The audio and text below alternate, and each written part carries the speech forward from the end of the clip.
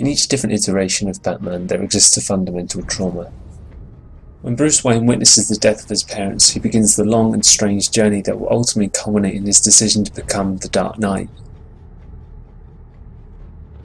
In many ways, Christopher Nolan's Batman Begins is no different, but what separates Nolan's trilogy of films from the one established in Tim Burton's 1989 film, and from almost every other incarnation of Batman, is Nolan's emphasis on the defining moments in Bruce Wayne's childhood and adolescence.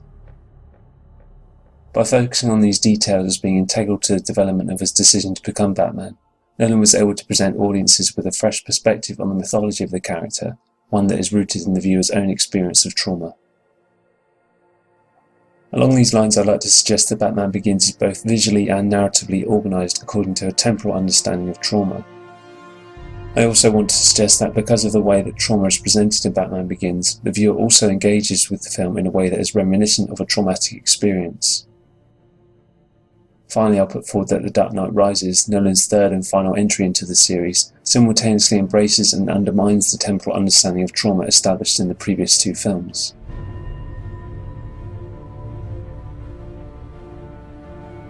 In order to discuss the ways that Nolan explores trauma in these films, it is worthwhile exploring how trauma has been culturally understood. Sigmund Freud's understanding of trauma emerges through his theory of Nachträglichkeit, often referred to as afterwardsness.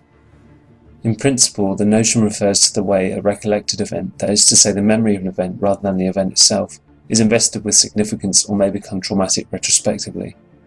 In essence, memories are deferred in the unconscious and subsequently revised, gaining more potency in the context of later events.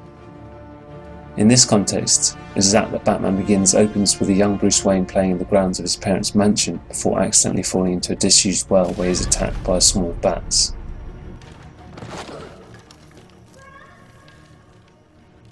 The experience of the bat swarm is one that is superficially traumatic for both the viewer and the young boy, but it can't be regarded as being traumatic because both Wayne and the viewer lack the required level of understanding to place the event in a traumatic context.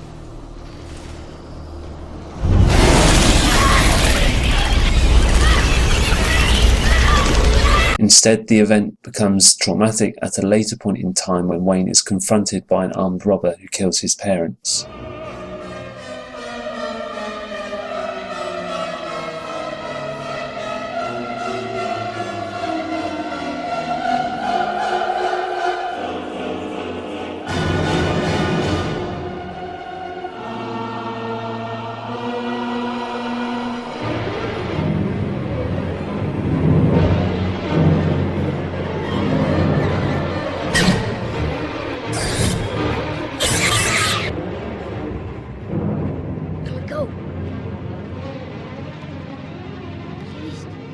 In terms of trauma, the scene of the opera is crucial. Wayne's experience as a survivor is determined by his ability to blame himself because he retrospectively understands the immediate connection between his desire to leave the opera and his parents' deaths moments later. Viewed from this perspective, it was the re-emergence of his fear associated with the bat swarm that resulted in his anxiety during the performance which, in turn, triggered his desire to want to leave the opera, resulting in their deaths. Wallace, Joey, come on, fast. That's fine. Just take it easy. Take it easy. Here you go. It's fine. It's fine.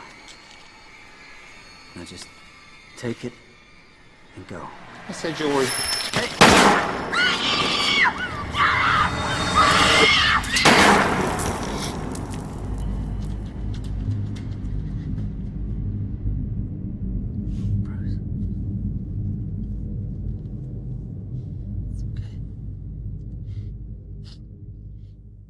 Even though Wayne is able to make the conscious connection between his desire to leave the theatre and their deaths, specific references to the bat swarm go unmentioned, as in this scene following their funerals.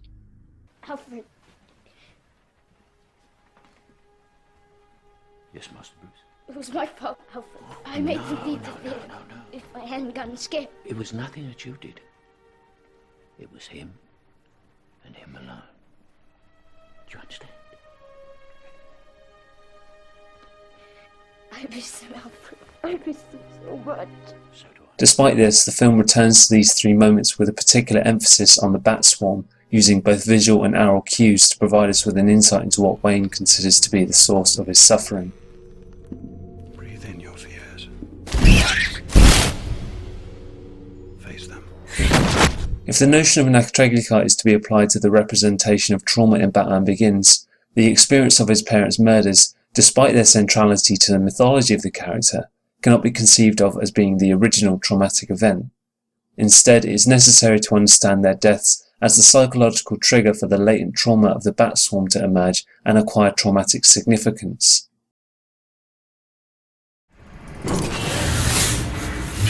Oh, having trouble. Take a seat, have a drink. You look like a man who takes himself too seriously. Do you want my opinion? You need to lighten up. Not only is the film visually organised according to trauma with the use of fleeting flashbacks to the bat swarm placed sporadically throughout, the film's overarching structure also invites the viewer to experience trauma. In this instance, an understanding of trauma depends in part on the viewer's inability to recognise temporal and spatial shifts in the diegetic reality. Put simply, when the visual and aural codes that distinguish the past from the present are removed, the viewer can, in many ways, vicariously experience the cognitive shifts of a traumatic experience. For instance, in Batman Begins, the opening sequence removes these markers of time. The transition from Wayne's encounter with the Batswarm to his imprisonment as an older man confronts our conventional understanding of causality. Not only has a vast amount of time been omitted in an instant, this scene also retroactively reconfigures the opening as existing in the distant past, as opposed to the assumed present. In this moment then, the viewer is forced to revise any preconceptions regarding the nature of time as a linear movement from past to present. Even more significant than this is that this single cut frames all of the subsequent visualizations of his childhood as memories, meaning that, in the context of the film, neither the character nor the viewer experiences trauma directly. As these events are framed as flashbacks, the traumatic experience is therefore one that is unassimilated because it remains part of a continual cycle that seeks to return the character and the viewer to a missed experience that exists, diegetically speaking, outside of time and only in memory. In his study of cinematic afterwardness, Paul Sutton suggests that film has always been intertextual and frequently sought to be remade or retranslated for different audiences. He also suggests that the viewer remakes films as part of their ongoing engagement with the text, both during and after the cinematic experience. For Sutton, what this means is that the experience of watching a film embodies the structure of trauma insofar as the viewer subsequently possesses a remade and remembered version of the film, later reconstructed from memory. In the context of Batman Begins, by revising the trauma at the heart of the character's mythology to reflect Wayne's compound fear and guilt attached to the Batswarm, rather than the death of his parents, Nolan successfully retranslates the viewer's memories from the comics, the graphic novels, and also the previous films in the franchise. Sutton notes that Batman Begins renders the untranslatable of the earlier films translatable. It provides a new context of significance for the emergence of Batman, while at the same time retranslating or remaking the 4 previous films of the Batman cycle. He concludes that Batman Begins, which charts the before of these earlier films, afterward effectively remakes them. What this means is that by rewriting the character's past, Nolan is also rewriting our memory of the past, and in this way engaging the viewer in the same cognitive processes of trauma. Scientific research carried out in the past 15 years suggests that aural cues can be integral to the processing of a film's structural organisation. The research suggests that repeated musical cues have a significant influence on the spectator's anticipation and interpretation of what is supposed to happen next. In Batman Begins, during the final moments of the scene following the death of his parents, a soprano vocal sang by a choir boy from the non-diegetic score is heard.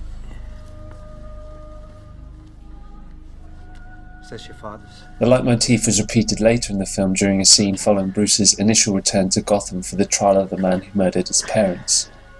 In the second instance, the leitmotif provides an aural link to the earlier sequence, and as such provides us with insight into Bruce's subjective state of mind.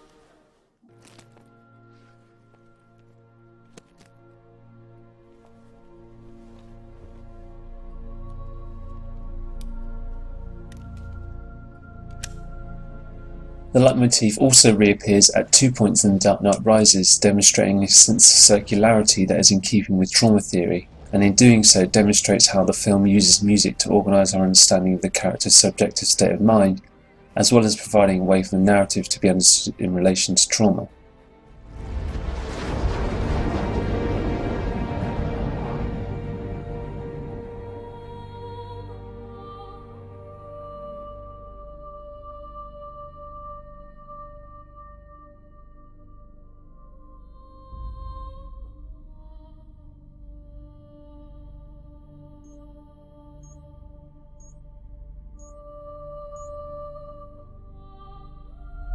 This repetition is not simply restricted to the soundtrack, as the narrative of Batman Begins is also in many ways cyclical. As we have already seen, the film opens with Wayne falling down the well, and it culminates in his return to this same well in what functions as a metaphorical return to his past. In this instance, though, it is significant that Wayne is sealing the well in a symbolic moment that can be read as the acceptance of his trauma. And yet, while this moment can be interpreted as the resolution of Wayne's fear associated with the bat swarm, it doesn't demonstrate that he has confronted the trauma of his parents' deaths, which continues to manifest in the costume Batman identity and the perpetual reenactment of the violence associated with their deaths. What complicates the resolution offered at the end of Batman Begins is that if we take the trilogy as a whole, we can see that Wayne's entire adult life has remained bound to the defining moment of the bat swarm he encountered as a child. In The Dark Knight Rises, the imagery of the well returns in the form of a subterranean prison. Wayne's repeated attempts to escape using a safety rope prove unsuccessful, and so it's significant that when Wayne finally attempts to climb without the rope, a cloud of bats bursts from the cliff face beside him. This metaphorical return to the original trauma extends beyond the diegetic realm of The Dark Knight Rises to the viewer's own unconscious memories of Batman Begins. Even though Wayne is shown nailing planks of wood over the well's opening at the end of the first film, his trauma cannot be healed, nor can it be avoided in the simplistic way suggested by the symbolic gesture of covering the hole. Instead, the residual fear associated with the bat swarm is continually subject to what Paul Sutton refers to as a process of de- and retranslation throughout Wayne's adult life. In essence, like our own experiences of trauma, while we may be able to confront our past experiences, we can never truly leave them behind, as there always exists a possibility that they will return to haunt us later in life. Unlike Batman Begins and The Dark Knight, which both end with the perpetuation of the Bruce Wayne-Batman character dichotomy, approaching The Dark Knight Rises in the context of trauma is complicated by Nolan's brand identity alongside the industrial and commercial concerns surrounding the film's production as the final part of an authored trilogy. Perhaps unlike his predecessors, Nolan's series of films can achieve a sense of closure that the comics and the previous on-screen iterations of the character cannot, due to the ongoing institutional pressures for commercialization. As a consequence, the ending of The Dark Knight Rises is neither in keeping with the mythology of the character, nor does it function according to the temporal logic of trauma established in the previous two films. Instead, the final montage implicitly suggests that Wayne can, at the very least, escape his trauma, or perhaps even overcome it by saving the city, thereby upholding his father's legacy. During the film's climactic sequence, Batman successfully escorts a nuclear bomb out to sea where it explodes at a distance that is safe enough to protect the residents of Gotham. However, what is implied by this act is Batman's death due to the apparent lack of an autopilot system. Significantly though, the subsequent montage reveals that Wayne fixed the autopilot, and Nolan's decision to reveal Wayne at a cafe in Florence during a scene that reanimates Alfred's self-confessed fantasy expressed earlier in the film is perhaps the most conclusive evidence of his survival. Depending on the viewer's preferred reading, the shared silent exchange between the two men implicitly suggests that Wayne survived the explosion, or, as some have speculated, that this scene is a form of wish fulfillment on Alfred's part. In either case, the film posits that Wayne has escaped his trauma either through death or geographical displacement. This is communicated not only by the choice of location as the Renaissance city of Florence, the city of rebirth, but also due to the presence of Selina Kyle, who is shown wearing Wayne's mother's pearls, a significant symbol associated with the death of his parents that he had locked away in a vault, and as such, in his repressed past. Todd McGowan, the author of the fictional Christopher Nolan, notes that, by showing Bruce living out Alfred's fantasy, Nolan offers the perfect Hollywood resolution. The hero retires with a romantic partner at his side. And yet here the conventional ending cannot but disappoint, because it illustrates the extent which Bruce has misunderstood the nature of his own subjectivity. His subjectivity does not reside in the identity of Bruce Wayne, who has permanently left the Batman's mask behind. It resides in the mask itself, in the truth that appearance allows to emerge. The mask is the truth of the subject because it manifests the past trauma. This is the case for both Batman and Bane in the film. Both wear a mask in response to a trauma that has scarred their being irreparably, and the promise of life without the mask, like the promise of life beyond trauma, is an ideological lie. For McGowan, Nolan's decision to have Wayne give up the mask of Batman points towards the promise of life beyond the traumatic experience, thus breaking the cyclical movement of time associated with the temporality of trauma. However, the paradoxical logic of this decision becomes evident when we consider that for Wayne, his attachment to the Batman identity will never and can never stop. This is because the death of his parents is a traumatic experience that he's never been able to, and ultimately will never fully assimilate because the temporal logic of afterwardness is one of perpetual return. As such, the ending of The Dark Knight Rises undermines a conventional understanding of the temporality of trauma insofar as it purports to show a Bruce Wayne without Batman, a character dichotomy that cannot exist because of the intrinsic and irreparable traumatic loss associated with both. Put simply, in the context of trauma theory, while Batman can exist without Bruce Wayne cannot exist without Batman.